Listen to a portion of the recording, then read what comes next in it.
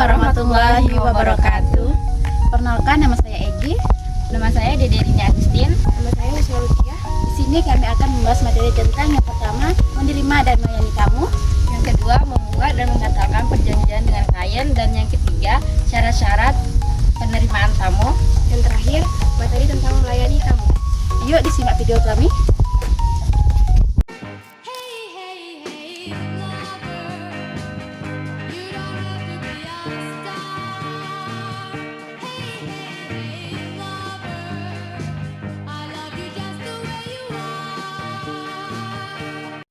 Materi pertama yaitu ada menerima dan melayani tamu. Menerima dan melayani tamu adalah salah satu keterampilan yang penting di dunia kerja, baik itu oleh resepsionis ataupun staff front office. Interaksi antara perusahaan dengan tamu akan menentukan kesan awal yang dibentuk. Oleh karena itu, bagi karyawan tamu sangat penting untuk menyambut tamu dengan kesopanan, keramahan, dan profesionalisme. Tamu bisa datang dengan tujuan, contohnya seperti rapat, kerjasama bisnis, bersilaturahmi, kunjungan resmi, serta wawancara. Pelayanan tamu tidak hanya menyambut, tetapi juga memenuhi kebutuhan mereka. Biar tamu tersebut merasa dihargai dan dilakukan baik di lingkungan kantor ataupun instansi. Poin-poin pentingnya yang pertama, sambut tamu dengan salam, senyum, dan sikap sopan. Yang kedua, tanyakan identitas dan tujuan kunjungan tamu. Yang ketiga, catat informasi tamu, contohnya seperti nama, instansi, dan waktu kedatangan. Yang keempat, antarkan dan arahkan tamu ke tempat yang sesuai. Dan kelima, yang terakhir, berikan kenyamanan selama tamu menunggu, contohnya seperti buku bacaan, makanan, dan minuman. Nah, itulah poin-poin penting kita dalam menyambut tamu. Materi kedua ada membuat dan membatalkan perjanjian dengan klien. Perjanjian atau kontrak merupakan dasar hukum yang mengikat antara dua belah pihak dalam dunia profesional. Membuat perjanjian harus dilakukan dengan hati-hati agar tidak menimbulkan sengketa di kemudian hari. Perjanjian dapat berupa kerjasama bisnis, pembelian jasa, hingga kesepakatan tertulis lainnya. Dalam membuat perjanjian, penting untuk memahami unsur-unsur hukumnya seperti kesepakatan, kecakapan hukum, objek yang sah, dan sebab yang halal. Sedangkan membatalkan perjanjian hanya bisa dilakukan dengan alasan yang jelas, seperti wan prestasi ataupun pelanggaran terhadap isi kontrak.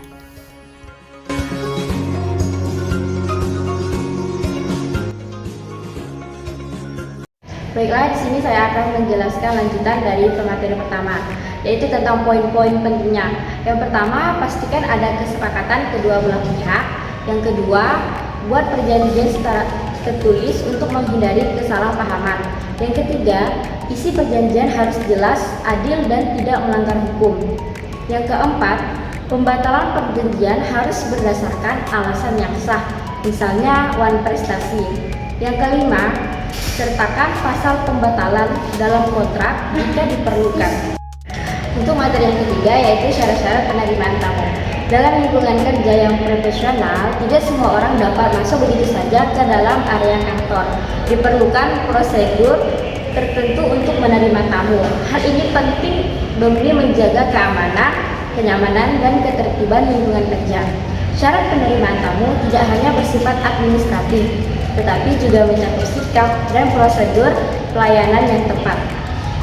Tamu yang datang harus melalui tahap pemeriksaan, baik berupa identitas maupun maksud kunjungannya.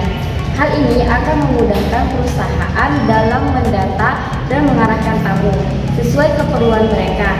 Selain itu, adanya syarat penerimaan juga dapat meminimalisir hal-hal yang tidak diinginkan, seperti masuknya orang yang tidak berkepentingan. Poin-poin penting dari materi ini, yang pertama yaitu tamu wajib menunjukkan identitas diri. Yang kedua, tamu harus memiliki keperluan yang jelas dan relevan. Yang ketiga, harus ada pencatatan dalam buku tamu atau sistem digital. Yang keempat, tamu wajib mematuhi prosedur keselamatan dan tata tertib kantor. Yang kelima, jika perlu, tamu harus didampingi oleh staf atau petugas keamanan. Materi selanjutnya yaitu melayani tamu. Melayani tamu adalah tahap lanjutan setelah proses penerimaan dilakukan. Pelayanan ini mencerminkan kualitas pelayanan perusahaan secara keseluruhan. Seorang petugas atau karyawan yang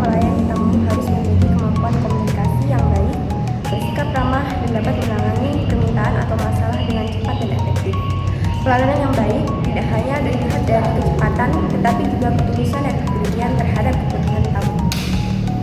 Karyawan harus sigap menjaga etika dan berupaya menciptakan suasana yang menyenangkan.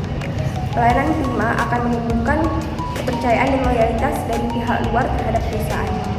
Poin-poin penting, yang pertama, bersikap sopan, ramah dan komunikatif. Yang kedua, dengarkan kebutuhan dan keluhan tamu secara aktif.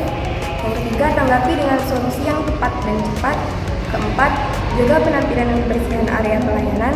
Dan terakhir, berikan pelayanan yang konsisten dan profesional.